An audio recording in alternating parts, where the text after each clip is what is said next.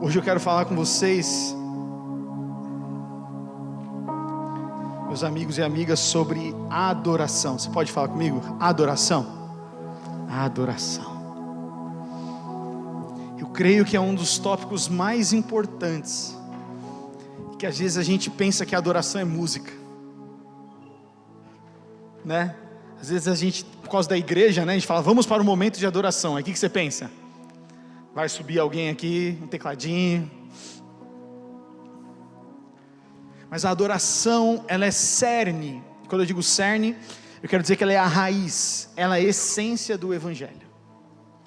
Você pode repetir isso comigo? A adoração é a raiz do Evangelho. Gustavo, como é que você sabe que a adoração é a raiz do Evangelho? Porque quando Deus criou o homem, criou ele para ter relacionamento.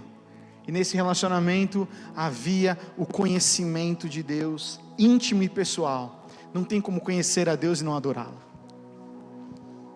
Sabe como é que você sabe que a adoração é o cerne do Evangelho? Porque Satanás, que era um anjo, estava no céu, um dia ele quis se tornar como Deus. Por que ele queria se tornar como Deus? Porque ele queria ser adorado. E a Bíblia fala que quando então Satanás veio, a gente entende que o texto, a referência, o texto de Isaías fala sobre a referência de Satanás. Satanás, quando ele cai, ele é expulso do céu. A Bíblia diz que ele leva com ele 1/3 dos anjos. Não é engraçado isso? Pensar que 1/3 dos anjos foi convencido de que eles também deveriam ser adorados. Sabe por que a adoração está no cerne do Evangelho? Porque quando Jesus Cristo é tentado, depois dos 40 dias, Satanás chega até Jesus e fala, tudo isso, todos os reinos do mundo serão seus, basta você me adorar. A adoração, ela é a raiz do Evangelho. E se eu tivesse que dar um título para essa mensagem hoje, o título da mensagem seria o foco da adoração. Por quê, gente? É fato que nós nos tornamos aquilo que adoramos. Isso é uma máxima. Nós nos tornamos aquilo que contemplamos. Até psicologicamente falando, sociologicamente falando, de tanto que você consome certos tipos de coisa, de tanto que você está certo no ambiente, você acaba deixando esse ambiente influenciar você. É impossível o ambiente que você está não influenciar você. É impossível, impossível. A questão é como é que nós estamos dentro, para que essa influência altere ou não a nossa identidade. Está fazendo sentido o que eu estou falando ou não? O ambiente sempre vai gerar pressão, a sua escola, a faculdade, suas redes sociais, seus filmes e vídeos que você consome, música, tudo isso, cedo ou tarde, gera uma influência sobre nós. E quanto mais vazio nós estamos, mais isso reverbera dentro da gente. Por isso que quando a gente, não vou falar todo mundo, mas vou falar eu, quando eu ficava na fossa emocionalmente, eu começava a ouvir uma música que me levava a outra música, que me levava a outra música, que me levava a outra música, e eu estava chorando de fossa, de tristeza. Por quê? Porque uma coisa puxa a outra. Se você está tendo pensamentos ruins sobre você ou sobre uma situação, e aí você vem e vê um vídeo, um stories, um não sei o que, de alguém falando que passa pela mesma coisa e que a vida ainda é pior, mas lá na frente vai acontecer alguma coisa. Você pensa que você fica melhor, mas você não fica. Porque a gente se conecta com a tristeza. E se a gente não toma cuidado, isso vira uma bola de neve. E facilmente, os nossos desejos e emoções podem se tornar o foco da nossa adoração.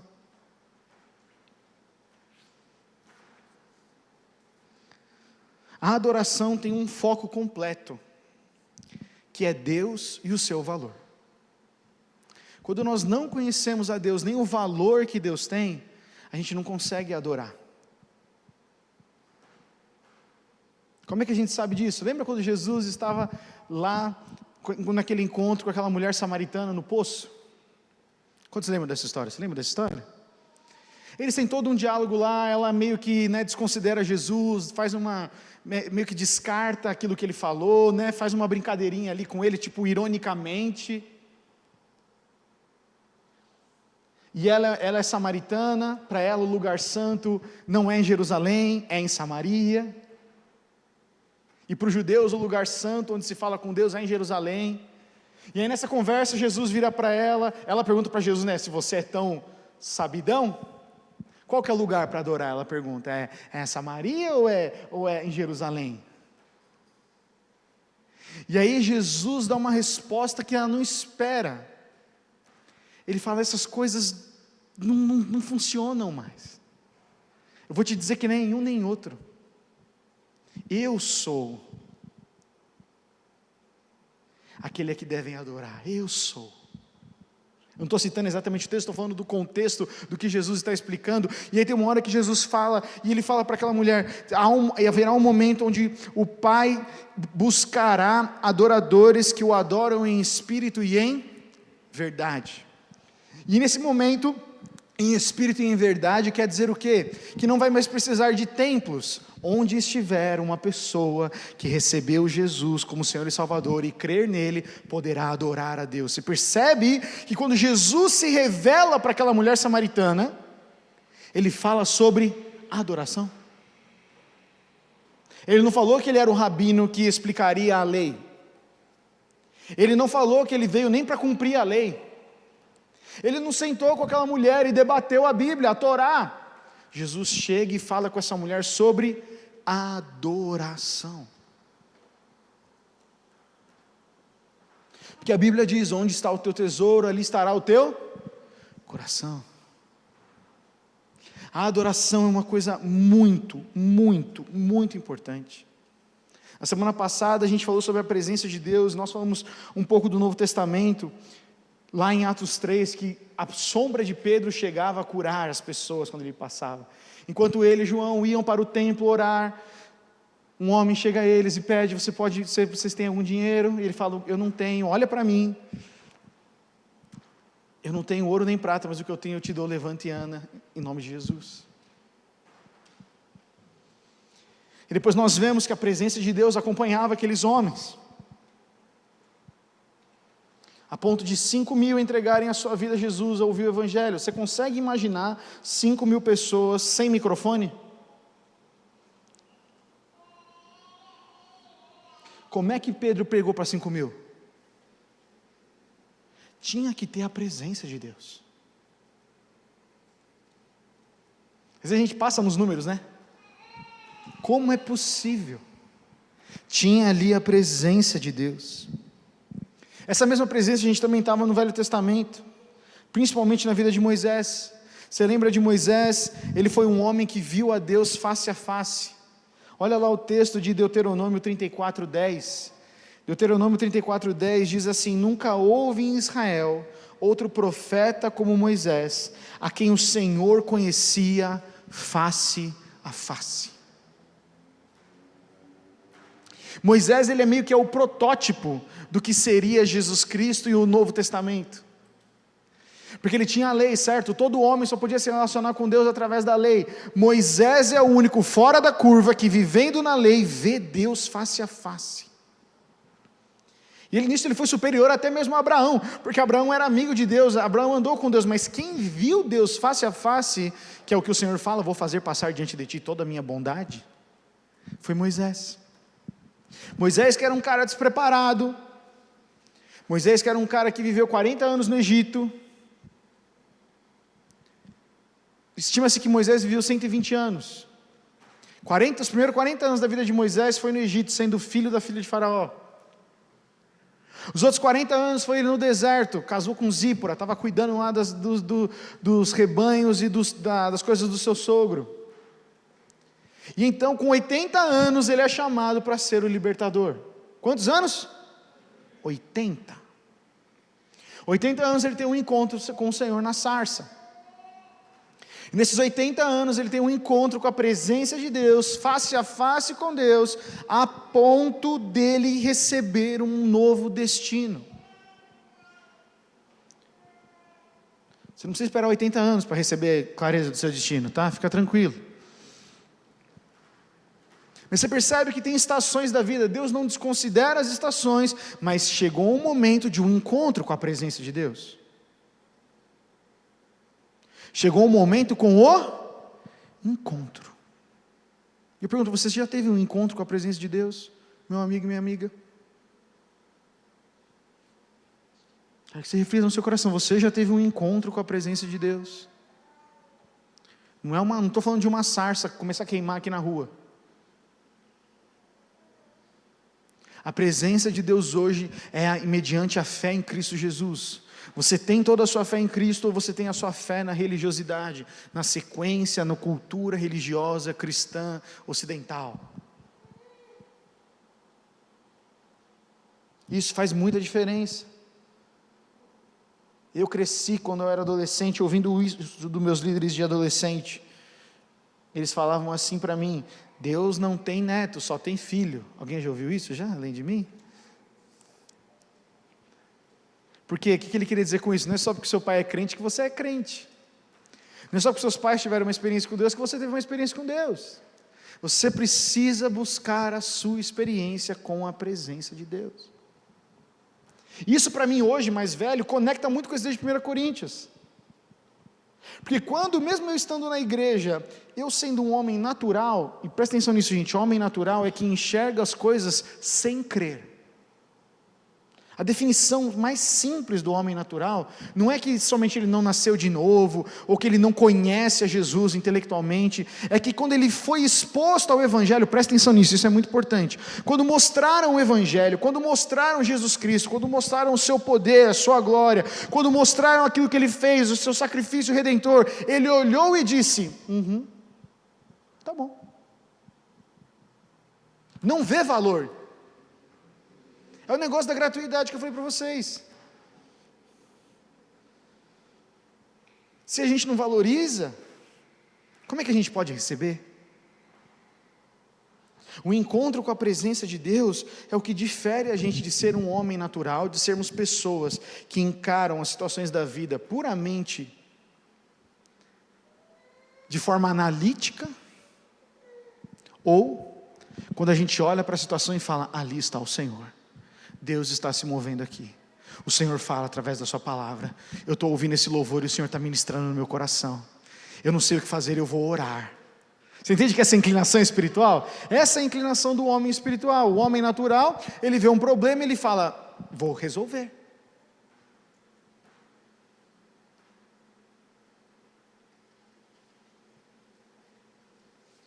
E isso acontece mais do que deveria, principalmente para a nossa geração. Que nós somos muito cristianizados, né?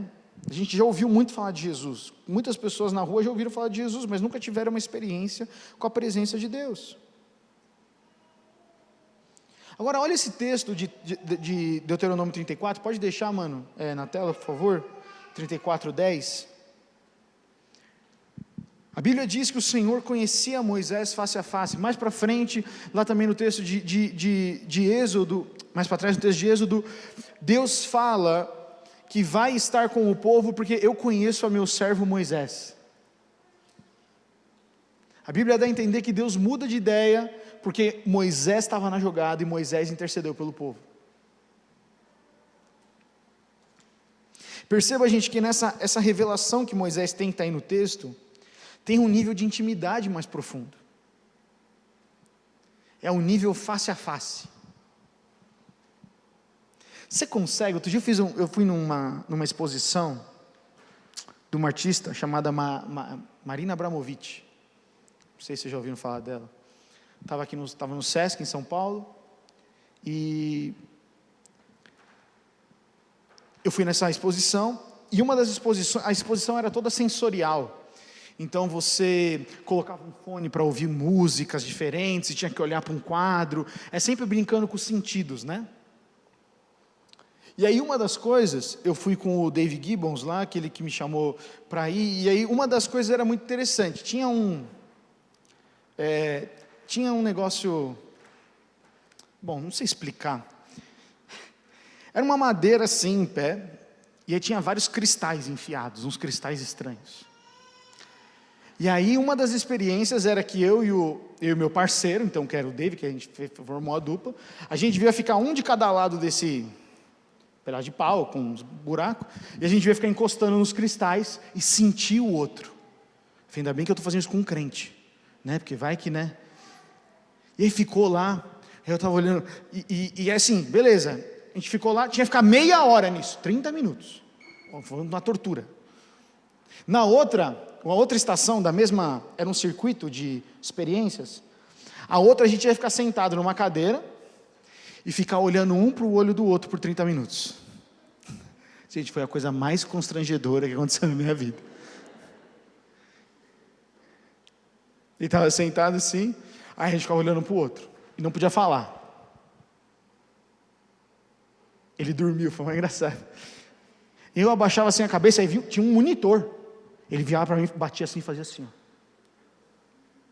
E caramba, e tudo isso com um fone, aqueles da 3M, que corta todo o ruído. Então está tipo, você com o seu pensamento olhando no olho da pessoa. É um negócio estranho, mas foi uma experiência muito louca, porque eu entendi um pouco mais sobre intimidade. Eu estava com um cara que assim, me abençoou muito na minha vida, mas eu não tinha esse nível de intimidade com ele. Ainda bem que né, a gente estava em 4 pessoas, ainda bem que elas nem deixa quieto. 30 minutos olhando para o olho do David Gibbons, lá para o japonês. Eu olhava para ele, fazia umas caras. Nem com a Maíra, que é minha esposa, eu fiquei 30 minutos olhando no olho dela, sem falar nada. Você consegue ficar olhando para a pessoa do seu lado? Se eu cronometrar 1 minuto, você não consegue. Sabe aquele olho que vira para cima? Sabe aquela figurinha que você tem no seu WhatsApp? A gente não consegue, porque esse nível de intimidade face a face é muito fera, gente. É muito fera. E a Bíblia fala que Moisés teve um encontro com Deus, o que, gente? Face a face. No Novo Testamento, Deus habita em nós mediante o Espírito, e Ele habita dentro de nós, não é verdade? Ele habita dentro daquele que nasceu de novo. Mas no Velho Testamento, por conta do pecado e da dureza do coração, Deus ainda não poderia habitar dentro. Mas essa intimidade que Deus manifestou no relacionamento com Moisés, deu a ele um destino diferente. Um encontro com a presença de Deus deu um destino diferente para Moisés. Moisés sabia que ele era judeu, Moisés sabia que existia um Deus, mas ele ainda não tinha conhecido pessoalmente. Tem uma música do Ademar que fala isso: antes eu te conhecia de ouvir falar, mas agora de contigo andar, que é o texto lá de Jó 41.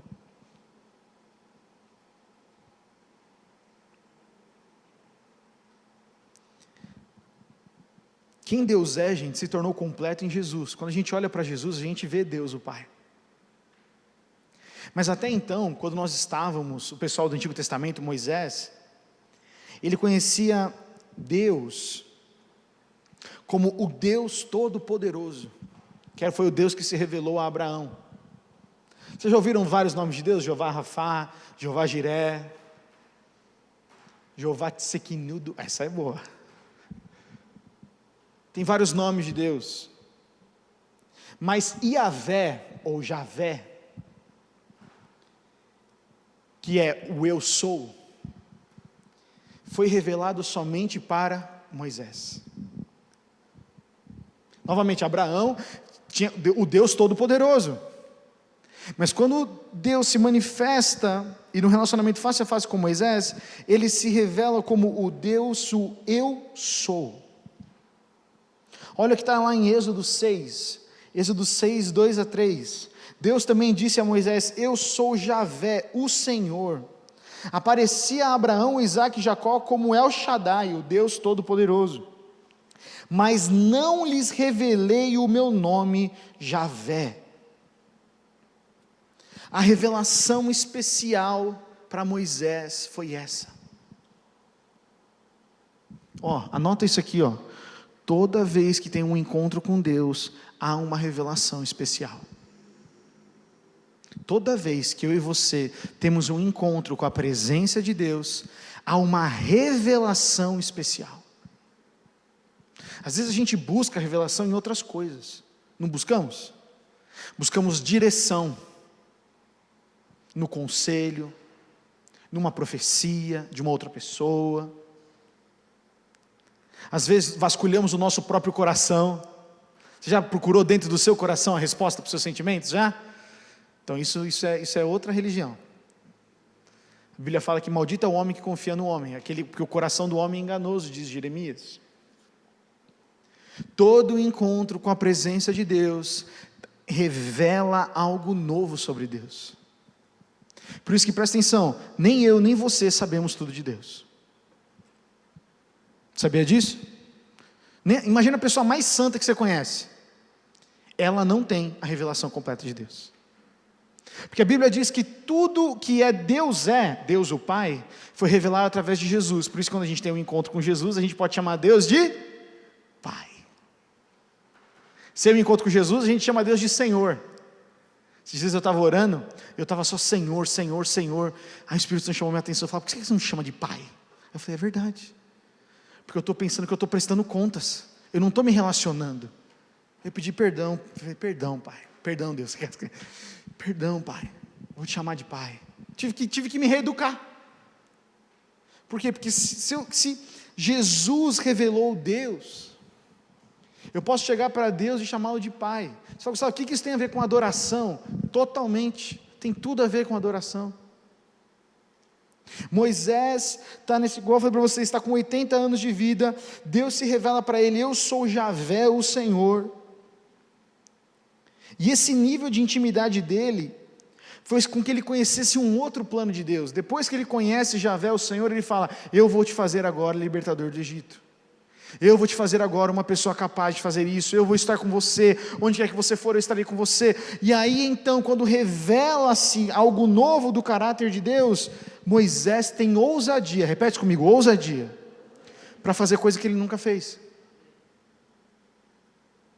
A ousadia de Moisés não foi porque ele só tinha lá Arão com ele. A ousadia de Moisés não estava porque ele fez 40 anos de supletivo no deserto. A ousadia de Moisés, a gente não vê que foi por causa da vida perfeita dele sem pecado, porque ele tinha só um assassinato no currículo. A vida de Moisés foi transformada por causa de um encontro com Deus, e o encontro com Deus deu foco, destino, e o destino dele agora ele se tornou ousado.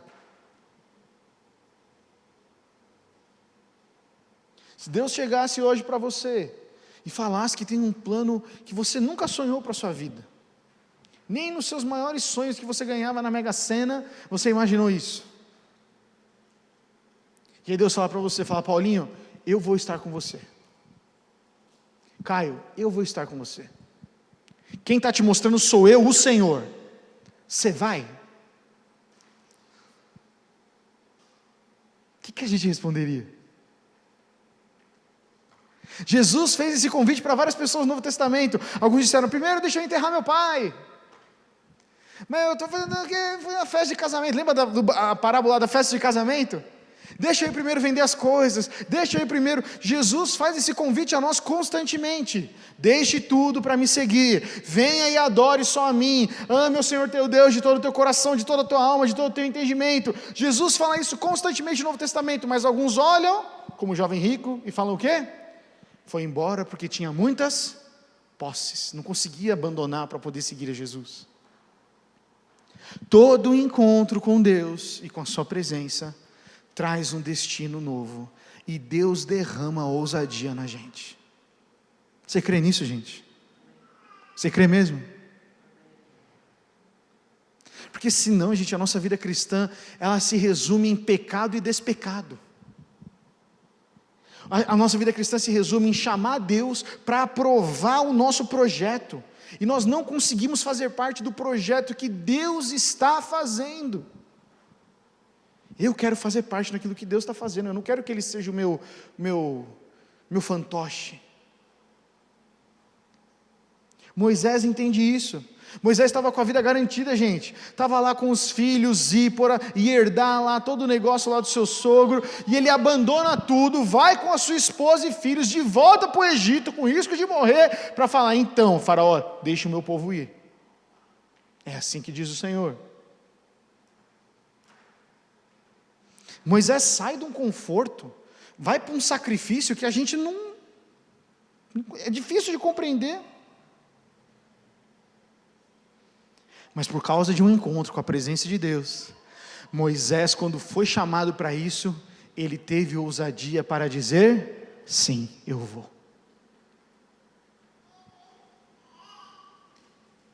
Revelação, gente, é uma palavra que às vezes soa muito mística, e ela é mística no sentido de que ela é algo que vem sobrenaturalmente. Mas a revelação, ela sempre, inicialmente, acontece no relacionamento. E depois do relacionamento, ela transforma as nossas vidas. Quero que você pense nisso aqui comigo, isso aqui é muito importante. Quando eu e você entendemos que Jesus, que Deus se revelou a nós na pessoa de Jesus, a gente tem uma revelação que nos chama para o relacionamento, certo?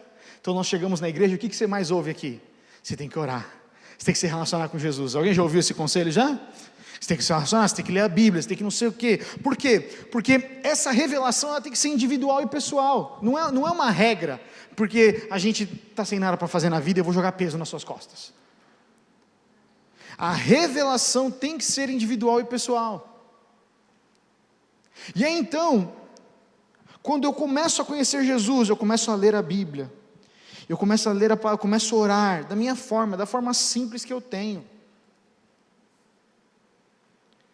Eu começo a me relacionar com Jesus. E aí essa revelação que a gente começa, porque gente, você começa a ler a Bíblia, você começa a entender, certo? Você fala: mano, Jesus fez isso, Ele pode fazer na minha vida. Jesus fez aquilo, olha esse provérbio, tem tudo a ver com o que eu estou passando. E aí você começa a conectar, e aí qual que é o próximo passo da revelação?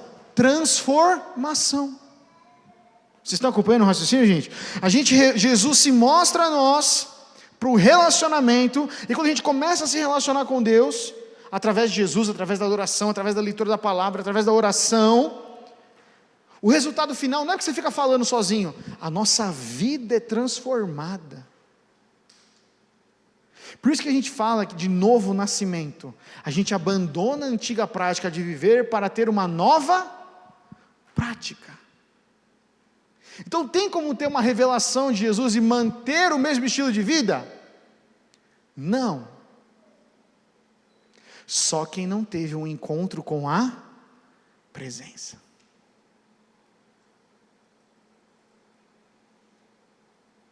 Gustavo, mas é possível eu ser crente e eu pecar?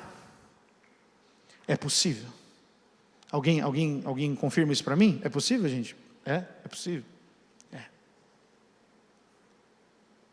A questão é que todos nós aqui temos maturidade para saber e confirmar isso aqui.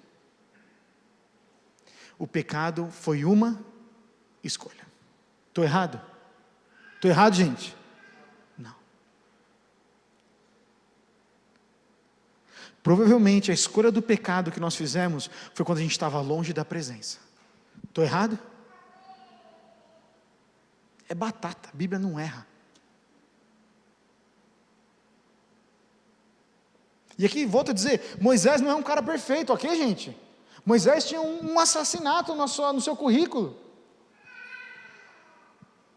Mas mesmo isso não foi um empecilho para Deus usá-lo. Isso não foi um empecilho para ter um encontro com a presença de Deus.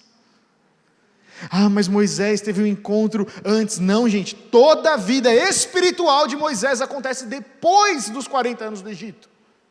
Depois de ele prestar culto para Ra, você acha que Moisés não levava umas oferendas lá para o Ra, para o Deus do Sol? Moisés foi criado no Egito, ele fazia tudo conforme a sociedade dizia. Matou um homem. Foi se isolar. Falou: vou me esconder. Vou viver minha vida aqui, low profile, quietinho, no meu cantinho. Deus fala: peraí, Moisés, se você tiver um encontro comigo, tudo isso eu esqueço e eu vou te dar um novo destino. Mas precisa ter um encontro com a presença de Deus.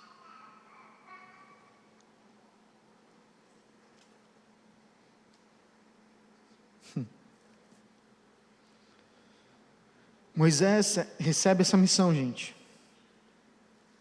Ele tinha que tirar Israel do Egito, tinha que livrar Israel da escravidão, tinha que levar o povo de Israel para a liberdade. Mas qual que era a coisa principal? E se você ler lá o texto de Êxodo, toda a interação que Moisés tem com o faraó, todo o pedido de Moisés é: deixa o meu povo ir para que me sirva.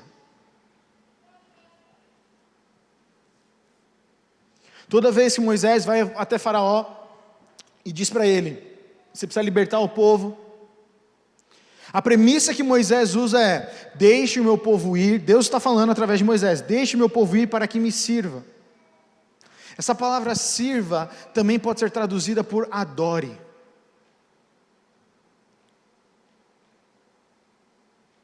Deus está falando: enquanto o meu povo residir aqui nas terras do Egito, eles não poderão me adorar, porque tem muita coisa.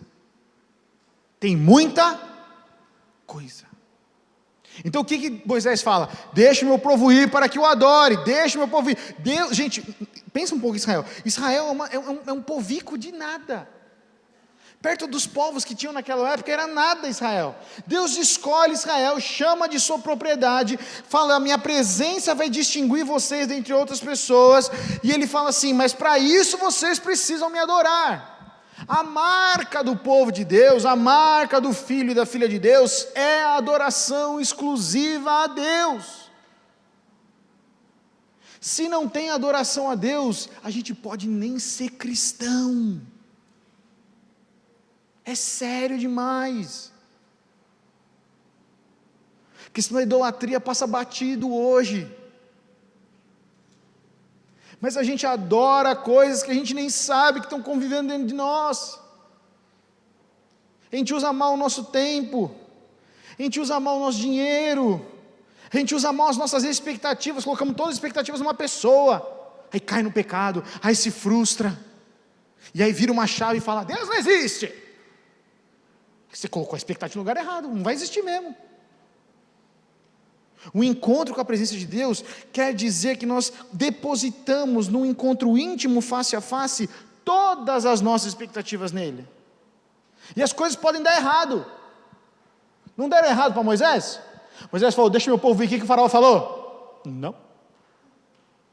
Então tá bom, você não vai deixar? Então vai vir essas pragas. Pá! Vem umas pragas para caramba.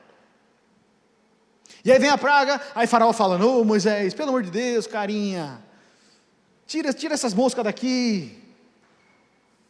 Versão Gustavo de hoje. Não, que não sei o que, e tudo mais e tal. Tá bom. Mas você vai deixar o povo ir? Moisés fala: se você deixar o povo ir, Deus vai liberar você dessa praga. Aí o faraó fala o quê? Beleza, vou deixar o povo ir. E aí então, Moisés intercedia em favor do faraó, as moscas que foram uma das pragas vão embora, e aí o faraó, a Bíblia diz que o coração do faraó foi endurecido novamente, e não deixou o povo ir. Você conhece a história.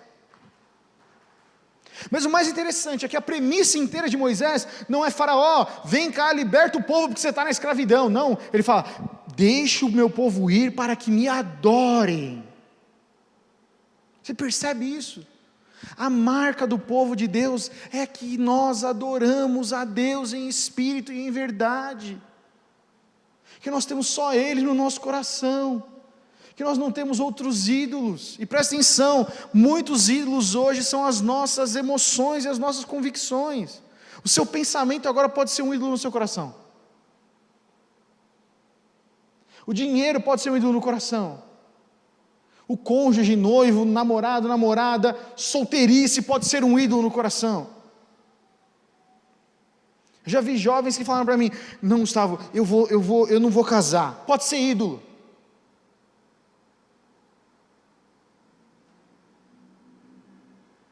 Por quê? Porque não está perguntando para Deus qual que é a vontade dele. Não quer ter um encontro com a presença para ter a vontade mudada. Seja feita a tua vontade, assim na terra como no céu. Foi assim que Jesus nos ensinou a orar.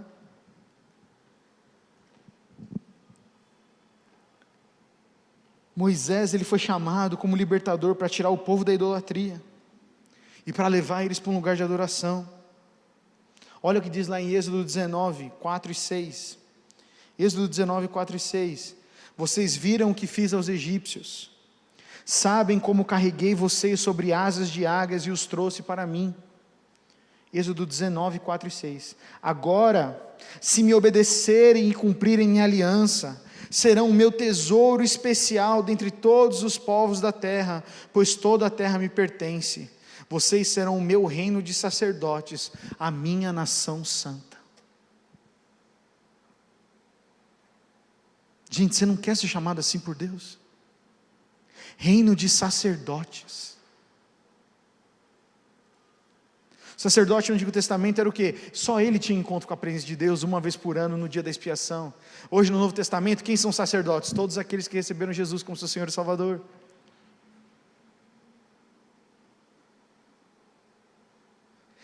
Presta atenção, Deus escolheu você para você ministrar a Ele. Você consegue imaginar isso? Você fala, como assim ministrar para Deus? Eu vou pregar para Deus? Não. Ministrar é adorar a Deus. Ministrar é o que, gente? Adorar. O que um sacerdote faz? Ele ministra a Deus. Ele queima o incenso, ele queima a gordura dos animais, ele queima atos de adoração. Jesus Cristo foi o grande sumo sacerdote, que morreu por nós, para que a gente não pudesse mais fazer sacrifícios de sangue. Hoje eu e você, por causa do Espírito Santo que habita em nós, podemos simplesmente, quando erramos, podemos chegar diante de Deus e falar, Pai, me perdoa. Eu vou mudar de atitude, Senhor. Confesso meu pecado para outra pessoa para ser curado, e sigo em frente. Mas tem muitos de nós, que confessam o pecado, mas não muda no coração. Confesso porque fui pego, confesso porque é uma necessidade, sabe o grito de desespero? Deus atende, Deus é bom, Ele atende até mesmo os desesperados, Ele não rejeita um coração contrito e quebrantado, mas o encontro com a presença vem de um desejo, de um foco para querer adorá-lo. Deixa eu fazer uma pergunta aqui, gente, eu não quero que você fique lembrando dos seus pecados, não. Mas o pecado é o que causa divisão entre nós e Deus. Infelizmente, eu queria poder dizer outra coisa. Mas quantas vezes eu sei da minha vida que eu pequei e eu não voltei meu foco para Deus? Eu pequei, confessei meu pecado, certo, antes? Só que no lugar de eu preencher o meu coração com Deus, eu deixei ele totalmente vazio. Não parece que fica pior depois? Quando nós não temos um encontro com a presença de Deus, mesmo depois dos nossos erros, parece que nada muda. A gente estava conversando no G100 da semana passada, parece que a gente senta de um G100 após outro G100, e quando a gente pergunta, e aí, o que você precisa? Parece que é o mesmo problema. Parece que nada mudou. Mas se nós tivermos um encontro com a presença de Deus nessa semana, muda, porque pelo menos muda a perspectiva. Pelo menos eu não vou repetir de novo, eu vou falar, não mano, Deus está tratando daquilo, eu tenho uma direção, mas agora tem essa situação, eu quero continuar. Quantos de nós buscamos um encontro com a presença de Deus, meus amigos, minhas amigas? Eu sei que eu estou soando um pouco repetitivo,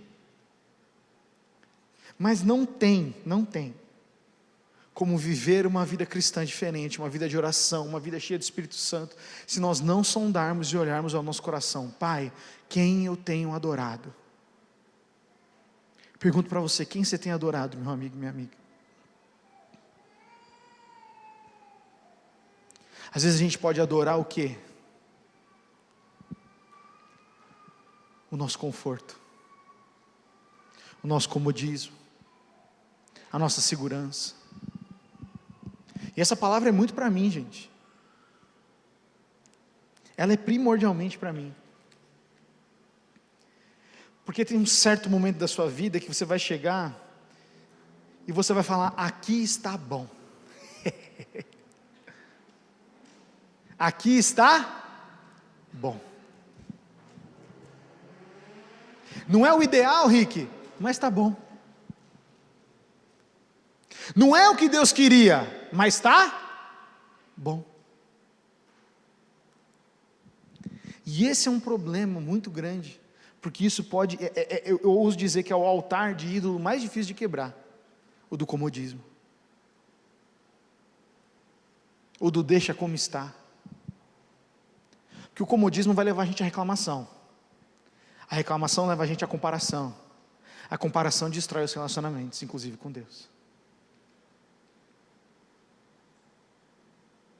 A adoração, como eu disse para vocês, ela é algo muito poderoso, gente. Porque nós sempre nos tornamos parecidos com aquilo que adoramos. Talvez você aqui nunca pensou sobre isso. Talvez eu estou abrindo uma porta na sua cabeça. Leve isso a sério. O que eu e você temos adorado?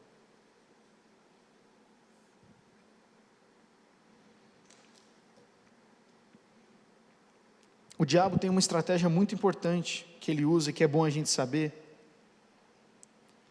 para impedir a nossa adoração. Ele quer que a gente fique no lugar onde a gente está.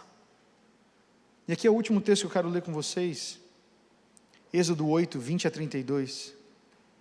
É um texto exatamente de uma das pragas do Egito. E eu queria ler como é que é o diálogo de Moisés com o faraó. Êxodo 8, 20. Em seguida o Senhor disse a Moisés: levante-se cedo amanhã e coloque-se diante do faraó, quando ele descer ao rio. Diga-lhe: assim diz o Senhor, deixe meu povo sair para me adorar. Se você se recusar, enviarei enxames de moscas sobre você, seus oficiais, seu povo e sobre todas as casas. Os lares dos egípcios e todo o chão ficarão cheios de moscas. Desta vez, porém, pouparei a região de Gozem, onde meu povo vive.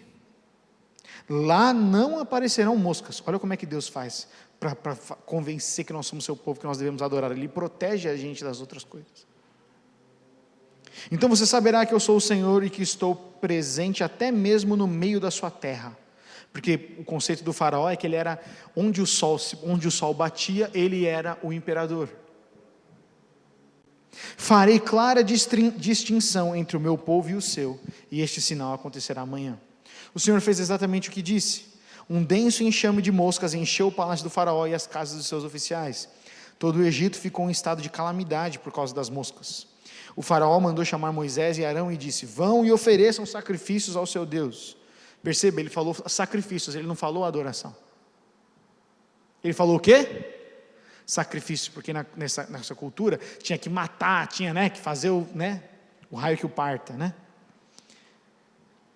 Respondeu Moisés: não seria certo. Os sacrifícios que oferecemos ao Senhor nosso Deus são detestáveis aos egípcios, porque era diferente do deles, entende?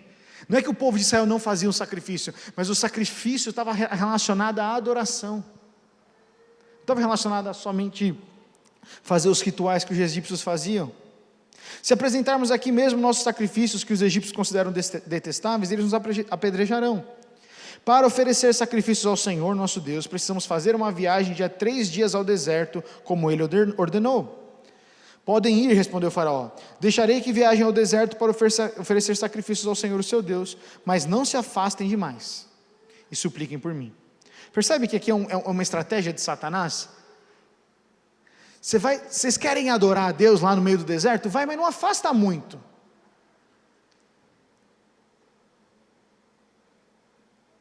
Estou pegando o Anderson aqui, vou pegar o exemplo dele. Anderson, o Anderson está orando, e o Senhor fala com ele: Anderson, faz um jejum, mano. Faz um jejum de 21 dias, o Anderson tem uma direção, aí vem o capetinha, vem o altar do ídolo no coração do conforto e fala: Anderson, faz o jejum das 9 da noite às 6 da manhã. Justo, quem disse que não é jejum?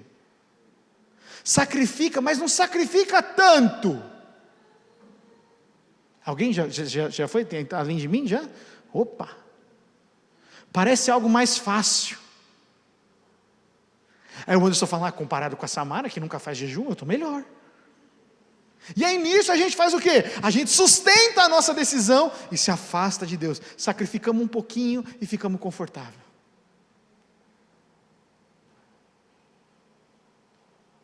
Só de eu ficar em pé no culto, aqui no momento de louvor, já é o bastante, já estou adorando.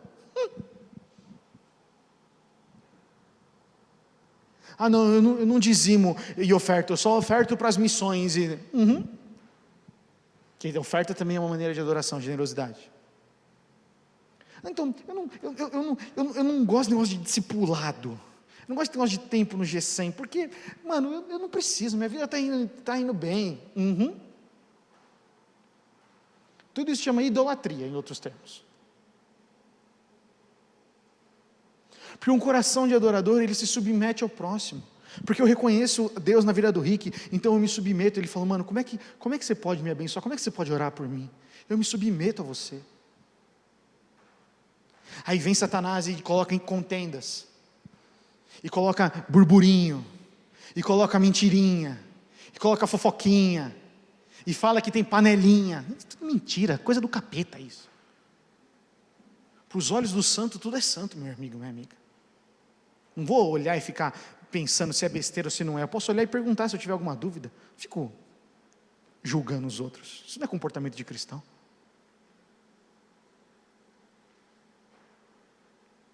Percebe que a falta do encontro com a presença de Deus faz a gente começar a deturpar as coisas e a gente se acomoda com pequenos sacrifícios.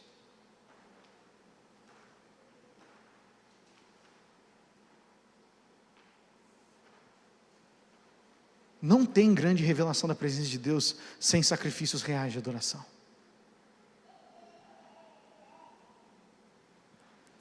A banda pode subir aqui para a gente encerrar.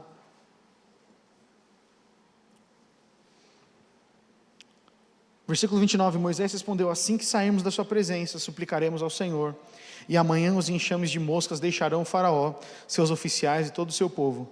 Mas fique avisado, ó faraó, de que não deve mentir novamente, recusando-se a deixar o povo sair para sacrificar, para adorar ao Senhor. Moisés saiu do palácio do faraó e suplicou ao Senhor que removesse todas as moscas. O Senhor atendeu Moisés e fez os enxames de moscas deixarem o faraó, seus oficiais e seu povo. Não restou uma só mosca. Mas o coração do faraó se endureceu outra vez, e ele se recusou a deixar o povo ir. Aqui tem uma frase importante que eu queria que você registrasse, salvasse na sua cabeça. Conveniência e sacrifício de adoração não existem ao mesmo tempo. Vou repetir, conveniência. Sabe o que é conveniência? É uma coisa que é fácil. O que é uma loja de conveniência? Você vai numa loja de conveniência e lá você compra de Coca-Cola pilha, roupa. É conveniente você ir até lá e ter tudo ao seu dispor. Isso é conveniência. Conveniência não coexiste, não existe ao mesmo tempo que sacrifícios de adoração. Porque se custa a nós um sacrifício de adoração, se diz sacrifício tem custo, certo, gente? Se custa a nós acordar mais cedo, se custa a nós chegar mais cedo na reunião para essa oração, se custa a nós separar um tempo para adorar e orar ao Senhor, se custa um tempo fazer isso, não dá para ter conveniência.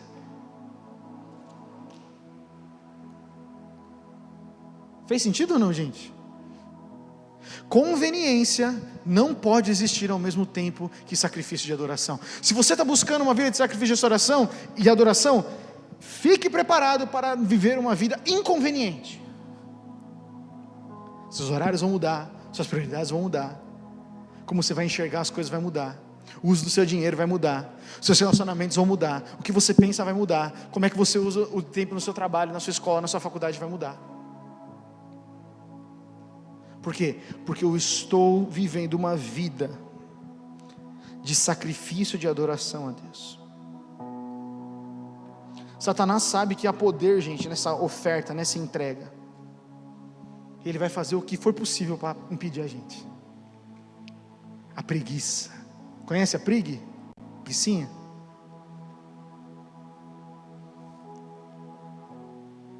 Vem ou não vem forte?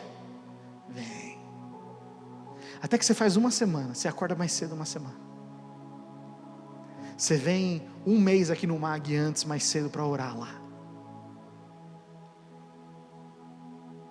Você tenta vir vários encontros, seja o culto de domingo, seja o MAG seguido, e aí, porque tem gente que pensa que vem numa célula uma vez, e aí, eu só não sei o que, daqui um mês de novo vai ser a mesma coisa. Investe nos relacionamentos, vem um mês seguido para você ver. Qual o risco de ser vulnerável um mês seguido para você ver? Cria uma cultura no seu coração. Cria uma resposta natural no seu coração. E aí você fala, caramba, porque lembra, a revelação começa com um relacionamento, mas o final da revelação é uma transformação. Não foi fácil, gente, para mim abrir minha vida. Não foi fácil para mim orar a Deus. Não foi fácil para mim adorar a Deus com as mãos levantadas e olho fechado. Não foi fácil para mim aprender a discernir a voz de Deus. Estou no meio do louvor ali, o Senhor fala comigo, abre Salmo 42, versículo 7, eu falo, deve ser coisa da minha cabeça. Aí eu vou, abro e não, está aí. Oh, legal, Deus, obrigado, o Senhor falou comigo. Mas a gente está aqui, ó, uma brisa, viajando. Foco. O foco da adoração tem que ser Deus. Por isso que Moisés fala, nós precisamos sair para o deserto, nós precisamos ir para um lugar onde não tem nenhuma coisa que compita com a presença de Deus. Mas eu vou para o deserto, e a água, e a comida, não é conveniente ir para o deserto. Então, vem coluna de fogo, cai codornizes, cai pão, não falta nada no deserto, quando nós estamos na presença de Deus. Mas muitas vezes tem que ir para o deserto, tem que correr o risco. O ir para Satanás já treme ele nas bases, porque se nós fôssemos uma geração que fosse para esse lugar, se nós fôssemos uma geração que pagasse o preço de ir nesse lugar, de ir no lugar secreto, de ir no lugar da adoração, de a gente considerar cada momento que nós temos aqui como um lugar onde a presença do Senhor está, as coisas seriam diferentes, nós veríamos curas, libertação na hora do louvor, sem ninguém precisar orar por nada. Por quê? Porque a presença de Deus se faz manifesta. Sabe como é que isso acontece? Eu e você temos que ter fé, eu e você temos que crer, eu e você temos que estar dispostos a não viver uma vida conveniente, porque é muito conveniente reclamar, é muito conveniente, ai Deus, eu fiquei triste porque não aconteceu como eu quis, conveniente. Deus não existe para ser nosso fantoche, é nós que estamos entrando na história daquilo que Ele está fazendo, e quanto nós buscamos o reino de Deus e a sua justiça, nada nós teremos falta.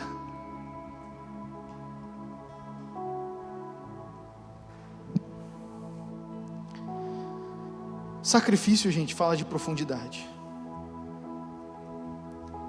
e é isso que eu quero orar nessa noite. Você pode ficar em pé no seu lugar?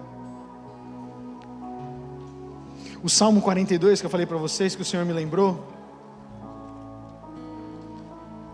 Obrigado, Serginho. Salmo 42. A versão da NVT ficou diferente, mas da NVI,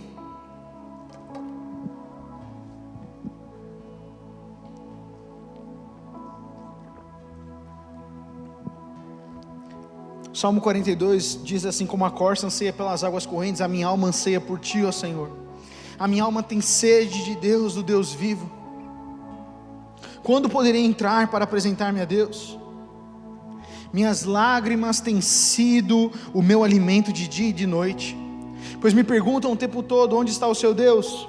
Quando me lembro dessas coisas, dessa pressão, de que parece que as coisas não mudam, me sinto angustiado, choro angustiado, pois eu costumava ir com a multidão, conduzindo a procissão à casa de Deus, com cantos de alegria e de ação de graças, em meio à multidão eu festejava. Os coraitas aqui que estão escrevendo esse salmo, eles estão dizendo: eu que ia à frente, eu que ia adorar a Deus, eu que puxava, eu que vinha fazer. Lembra quando o Azevedo vinha aqui, ficava pulando aqui na frente, ele e o Paulinho? Você lembra, Azevedo, dessa parte? Passou já o tempo já. Eu ia lá, eu fazia essas coisas, eu adorava a Deus, mas agora que eu estou sendo pressionado, agora que parece que Deus não está fazendo nada, eu sofro na minha alma, eu sofro no meu coração. E aí versículo 5, mas por que você está triste, ó minha alma? Por que está assim tão perturbada dentro de mim? Põe a sua esperança em Deus, pois ainda o louvarei, Ele é o meu Salvador e o meu Deus. Aí você vai no versículo 7, abismo chama abismo. Quando eu li esse texto, sabe o que Deus falou comigo? Onde você está, chama outra coisa igual que você está. Já parou para perceber nisso? Se você está triste, é mais fácil você se aproximar de pessoas tristes. Se você está revoltado, você vai encontrar uma pessoa o quê? Revoltada. Esse funciona o algoritmo. O algoritmo da rede social é feito para isso. Se aproxima das pessoas que são iguais a você e rejeita o outro que pensa diferente de você. Zuckerberg deve ter lido aqui o Salmo 42. A situação que nós estamos chama outra situação. Se você está numa posição de adoração e você paga um sacrifício, você vai e adora, você ora, você jejua, você faz algo que custa, sabe qual que é o próximo abismo? É um nível mais profundo de intimidade com Deus. Você entende isso? A gente só atrai aquilo que a gente vive, aquilo que a gente pensa. O que você está pensando? O que você deixa rondar na sua mente? Nós falamos isso no Mag na semana passada nas células. O que sonda o seu coração? O que acontece no seu coração?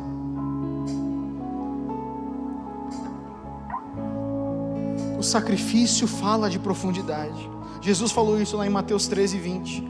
Quando ele fala da parábola do semeador, Jesus fala: as que caíram no solo rochoso representam aqueles que ouvem a mensagem e sem demora recebem a mensagem com alegria.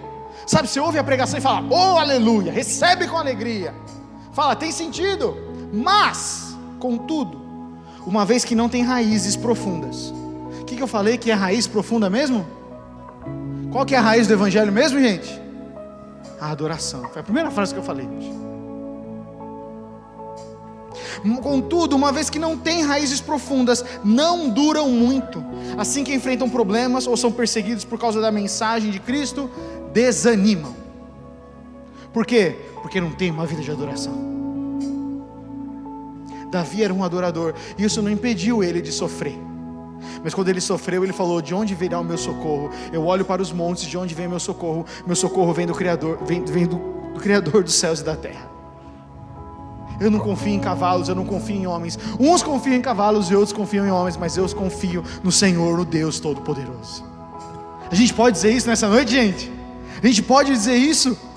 Diferente dos outros, a minha esperança e a minha fé está no Senhor, aquele que eu posso olhar e confiar. Gustavo, mas eu não consigo acreditar. Está faltando adoração, não é fé, não é repetição. Eu creio, vê se muda. Não, é a adoração, porque um coração de adoração atrai a presença de Deus. E quando a presença de Deus vem, o nosso coração é transformado.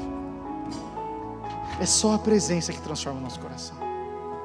Não é a repetição, não é o pensamento positivo, é a adoração.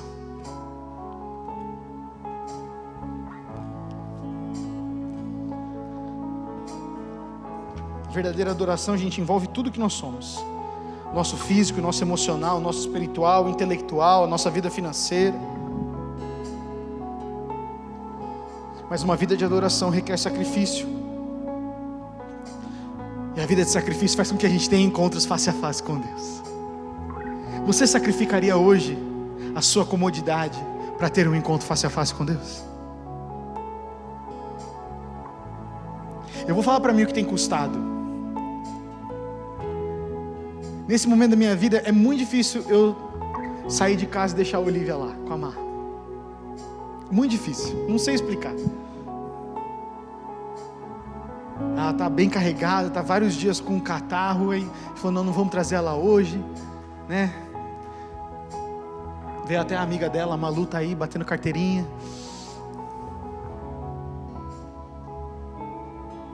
E quando eu estava saindo de casa hoje, o Senhor colocou no meu coração, vai mais cedo para orar. Eu falei, Deus, mas e a Maíra e a Olivia? É meia hora que eu podia ficar mais aqui com elas e tudo. Aí eu falei para a Mar, ela falou, não, vai lá. Aí eu vim aqui, lá na sala de oração, meia horinha, o Senhor falou, Deus falou tanto no meu coração, que eu foquei para buscar. Esse tem sido meu sacrifício. Eu dou banho na Olivia todo dia, gente. E hoje eu não vou dar, porque, né, tô aqui. E dói meu coração. Porque eu não sei, a paternidade muda a gente. Quando vocês forem pais, vocês vão entender. Amanhã de manhã tem culto. Custa vir aqui. Custa. Não vou dizer para você. Mas eu tenho um prazer danado. Ao mesmo tempo que me custa, quando eu venho e eu vejo as pessoas aqui, eu vejo vocês aqui. Eu vejo um testemunho do que aconteceu numa célula. Eu vejo de domingo pessoas chegando aqui, adorando ao Senhor de máscara, com seus olhos chorando. Eu falo, mano, vale a pena demais isso. Porque um encontro com a presença de Deus traz destino para as pessoas. Faz a gente dizer não para os nossos desejos e a gente está disposto a viver uma vida para servir e glorificar a Deus. Isso acontece, eu vejo o pessoal da mídia, o pessoal do louvor, o pessoal dos voluntários. Quem acorda para vir no culto já é guerreiro. Você podia estar na sua casa hoje. Glória a Deus pela sua vida. Mas não adianta vir com sacrifício, fazer esse sacrifício e aí semana que vem não faz de novo. Vem uma vez por mês. Lê a Bíblia só quando tem na projeção. Não tem a sua Bíblia pessoal, não tem seu tempo devocional com Deus. Não vale de nada, é pura religiosidade. Aí é melhor que não faça. Aí é melhor não fazer. Por quê? Porque só vai trazer peso. Mas agora quando nós fazemos de verdade, gente, as coisas mudam. O sacrifício santo, puro e agradável a Deus é incrível, gente. Sobe como um incenso. O Senhor olha e fala, ali está meu filho, a minha filha. Eu vou encher, tem uma expressão, eu vou encher o copo dele, eu vou encher o cálice dele. O que é isso? O Senhor vai vir com a sua presença e nos fazer transbordar. Você quer ser transbordado da presença de Deus? Você quer, meu amigo e minha amiga, de verdade? Porque essa é a sua escolha, essa é uma escolha individual, não é uma escolha comunitária, é uma escolha individual. Mas para isso a gente precisa destruir os altares do nosso coração. A gente precisa falar, Senhor, a raiz da minha vida cristã não tem que servir a igreja, tem que ser a adoração, mas eu vou adorar onde quer que eu esteja, numa igreja, no meu quarto, no meu trabalho, onde quer que eu estiver, eu vou te adorar, Senhor Jesus. E o sacrifício, o Senhor é galardoador daqueles que o buscam, diz a palavra. Hebreus 11:6 diz que quando nós vamos até a presença de Deus, nós devemos entrar na presença de Deus com convicção de que Ele está lá. Você entra aqui nessa igreja com convicção de que Deus está aqui? Você entra no seu quarto, no seu tempo devocional com convicção de que Deus está lá? O que isso é para fazer só religiosamente? Quando você tem convicção, você pode entrar num banheiro de um ônibus, daquele que vai Atibaia a São Paulo, e Deus pode falar com você lá, porque nós somos portadores da presença de Deus. Novo Testamento, o Espírito Santo habita na vida de todo aquele que crê.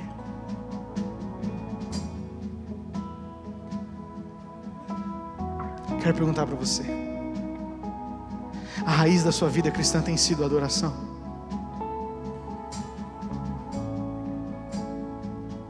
A adoração é um estilo de vida, ela é a prioridade que nutre todo o resto da vida cristã. Como nós temos adorado a Deus?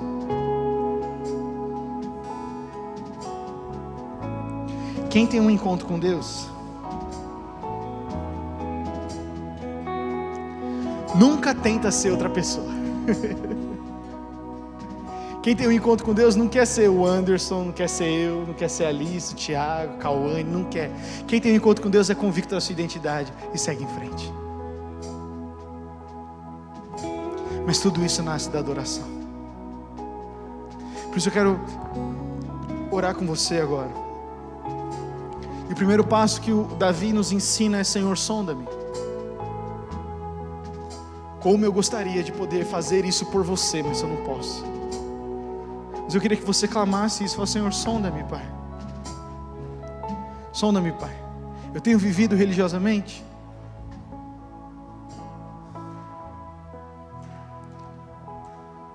A gente fala muita coisa, as palavras lançadas elas não voltam.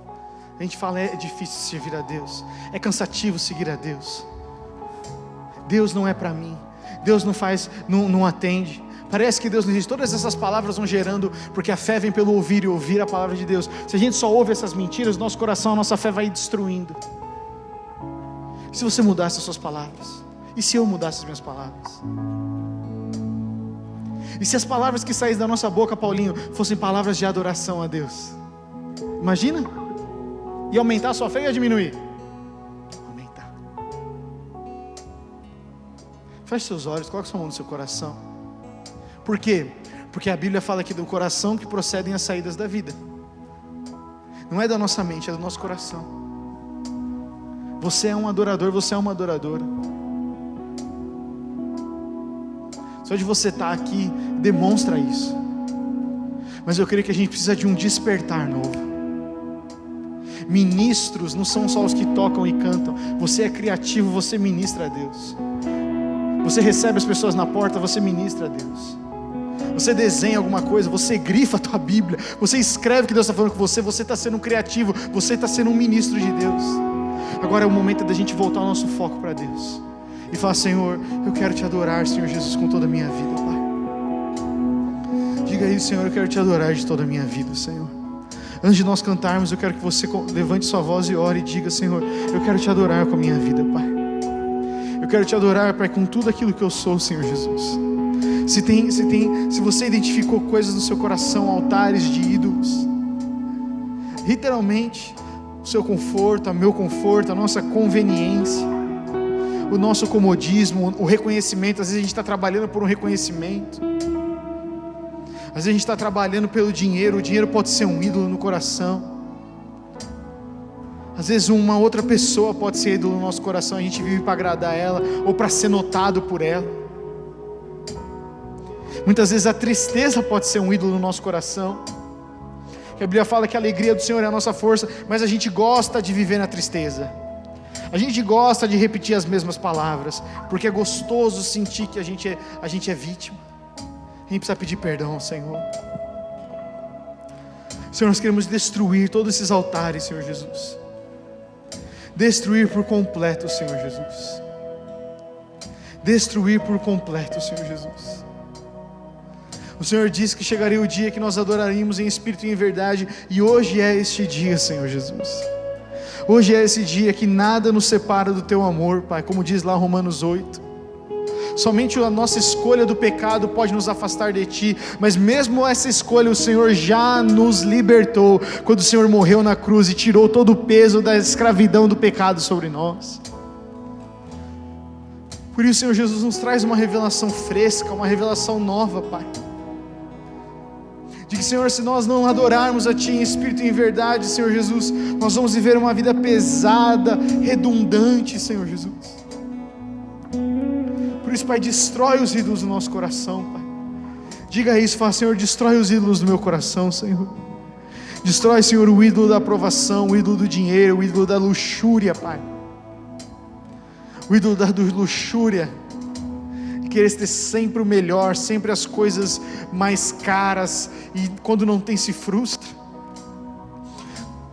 Senhor, tira de nós o altar da lascívia, Senhor, que é o desejo da carne, o desejo do sexo, o desejo por passar dos limites, simplesmente por um prazer momentâneo, Senhor. Destrói a lascívia do nosso coração, Senhor Jesus. O desejo por satisfazer algo da carne, Pai, que não pertence a Ti, Senhor. Destrói o altar da lascívia, Senhor Jesus, do nosso coração, Pai. Destrói, Senhor Jesus, o altar do orgulho, Senhor Jesus, de acharmos que somos melhores que outras pessoas. Destrói, Senhor Jesus, o altar, Senhor Jesus, do engano do nosso coração, do que é mais fácil, porque muitas vezes nós temos escolhido o caminho mais largo, Senhor, só porque ele é mais confortável, quando nós sabemos, como a Tua palavra diz, que é o caminho estreito que nos leva à vida eterna, Senhor. Senhor, nós queremos ter atitudes, Senhor, que nos custam algo, Senhor, não para que a gente possa dizer para outras pessoas o quanto nós temos sacrificado, Senhor,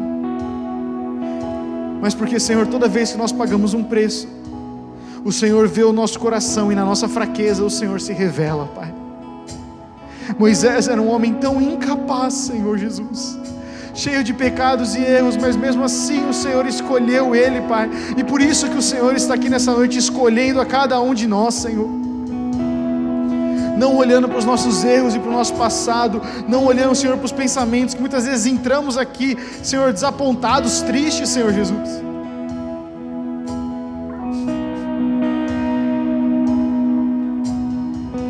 O Senhor não olha para as nossas falhas e para os nossos erros, mas o Senhor busca um encontro pessoal, face a face conosco, Pai. E nós clamamos, Espírito Santo, faz esse encontro, Senhor.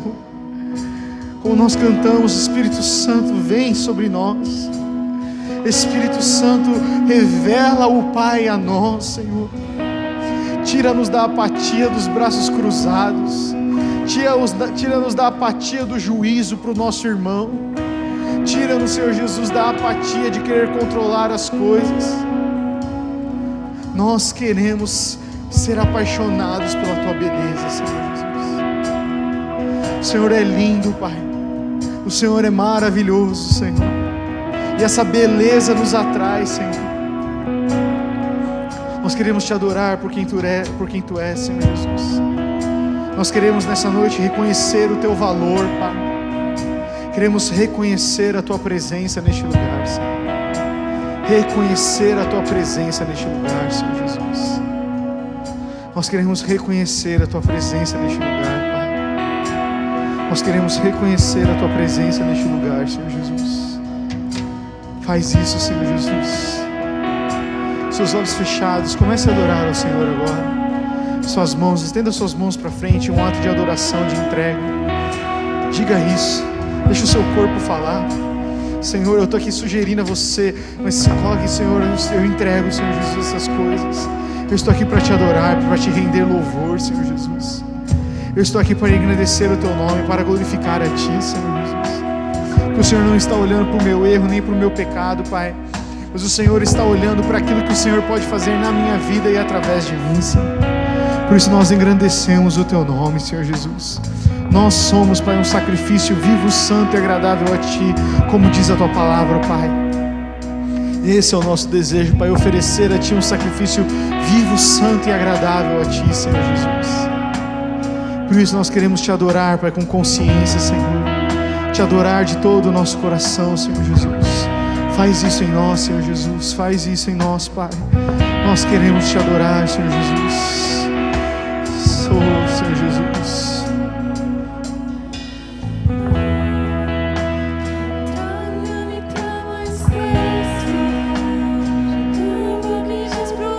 Sim, Senhor Jesus.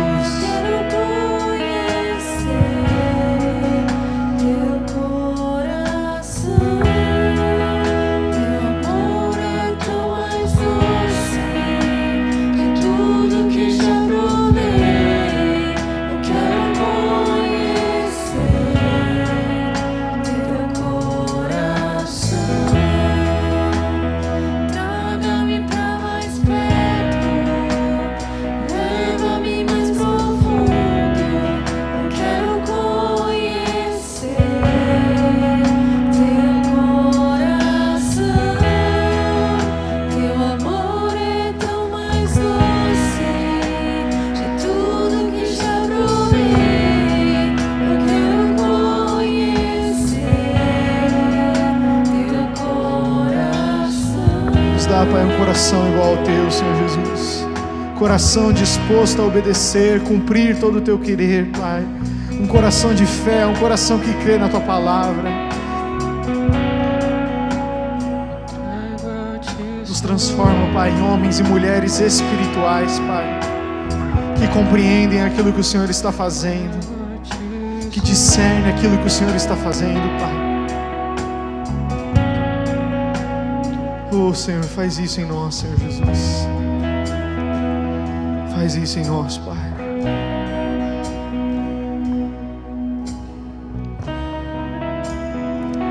Faz isso, Senhor. Faz isso em nós, Senhor Jesus.